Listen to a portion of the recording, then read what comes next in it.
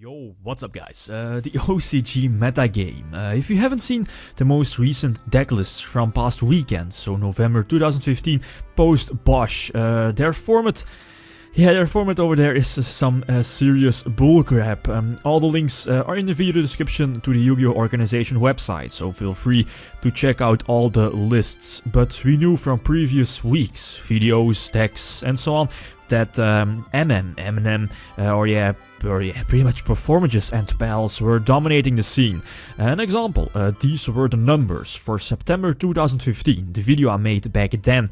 It was a pretty okay format. There was of course one tier 1, best deck, you know, performages and pals, but quickly followed by the new Monarchs and the new Burning Abyss with triple tour guide and so on. Also Necros and Heroes placed number 3 and number 4, and then a few rogue, quote-unquote rogue decks like Glyphors, Magicians.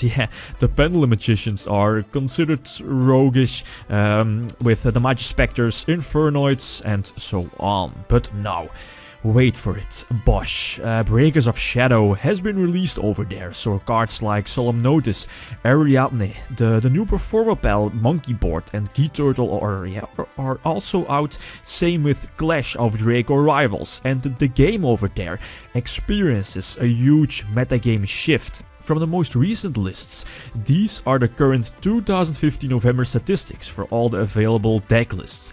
Important to note is that these are only the deck lists of people that topped a certain event, so either top 8, top 16, depends on the tournament of course. So what can we conclude from these numbers? I think it speaks for itself. No, I think we can confirm a tier 0 format over there. About 80% of the top deck lists from past weekend, first tournaments post BOSH, around 80% of the deck lists were performages and pals. Most of them with multiple Ariadnes, 3 Solemn Notice and the other 2 Solemns, so Warning and Judgment. For some reason Solemn Judgment is still illegal, and sometimes with or without Clash of Dracorivals. 3 Monkeyboard was kinda staple, 1 or 2 Guiturtle, the full performage slash clown engine, because we also know Love Halval Chain, Shockmaster, Exaton and Outer God Azathoth or something like that are still the power cards in the extra deck. This is somewhat common. As you see here, this is somewhat a common performages and pals list. Most deck lists are very similar, bar of course a few minor differences. You know, that's always possible. Other things that we can see from the deck list from past weekend is that all Performer Pal players play decks over 40 cards, so like 43 to even 45 cards main decked, which is understandable because these engines need a lot of space in the main deck, and running those few extra cards doesn't really hurt the consistency, since Performer Pals are so consistent on their own that it doesn't even matter anymore. Twin Twister is becoming a staple over there in both the main and side deck. Good reason, since it hits the opponent's notices and pendulum scale. Maxi has been losing popularity because Veiler is more safe and actually can stop a possible Shockmaster from going off.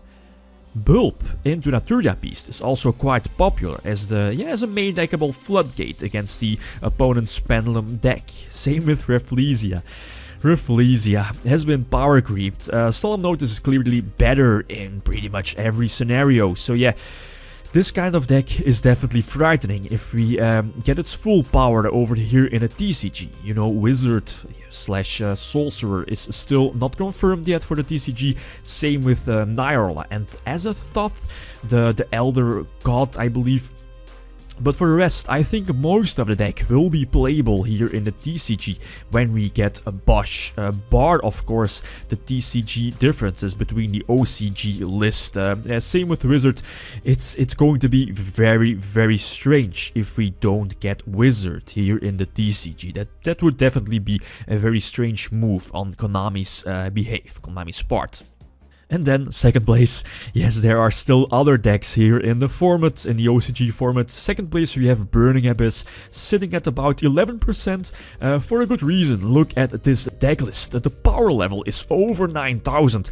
The full Burning Abyss engine with triple tour guides, the Rhino, Floodgates, Mass Change second for Darklaw, and the list goes on. Cyberstein in the side deck is also cute for summoning Lost Warrior from another planet, but still, this deck is hardly no match for performages and pals, even with all their power cards legal. And then we also have a few artifacts slash Chronomelee rank 5 decks because of sights, you know, Artifact Sight, Sanctum and Ignition are excellent cards to disrupt your opponent's ability to go for the Pendulum Summon. But look at this list, just look at it. Looks fun to play against, right? It's basically a Floodgate deck, triple anti-spell, triple Ghost Match, 3 Mistake, 3 Solemn Notice, triple Thunder King, Sanctum into Sight, like, what the hell? Much fun, such Floodgate, whoa. And last but not least, we had, I think, one Monarch decklist and one Infernoid slash Norellas decklist, as you see here. But it seems that post-BOSH, and especially with the release of the new Performer Pals to boost their consistency even more, and the release of Solemn Notice, Monarchs have been pushed completely to the side. Monarchs do lack some consistency, like, you know, opening all Monarchs or all Vassals, the list goes on, and Solemn Notice just craps on the deck. Heck, it craps on pretty much the whole metagame. For me, the card has absolutely no business, no business in being at 3. It's just a matter of time that Konami drops a huge bomb on the OCG metagame because of this. And yeah, this is of course just plain stupid. It's an unholy abomination to the game. But hey, let's hope Konami TCG does see this kind of degeneracy, and let's hope our upcoming format, post-BOSH, somewhere January, February, has a little more variety, right? Yeah, that's pretty much it, guys. Thanks for watching, and feel free to leave a comment or a like if you enjoyed the video. Lithium signing out. Peace.